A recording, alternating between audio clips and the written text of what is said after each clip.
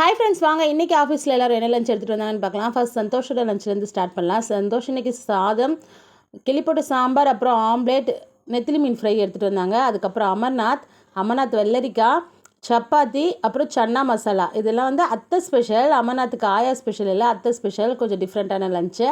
அப்புறம் நான் சாதம், வாழைக்காய், ரசம், காரக்குழம்பு.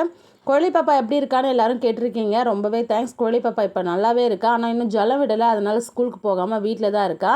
அவங்க அப்பா தான் அவளை பார்த்துக்கிறாங்க. நான் ஆஃபீஸ் போகிறதுனால நான் நிறைய லீவ் எடுத்துட்டேன். இதுக்கப்புறம் லீவும் இல்லை, எடுக்க முடியாது. பாப்பா நார்மலாக இருக்கிறதுனால அவங்க அப்பா கிட்டே விட்டுட்டு நான் ஆஃபீஸ் போயிட்டுருக்கேன்.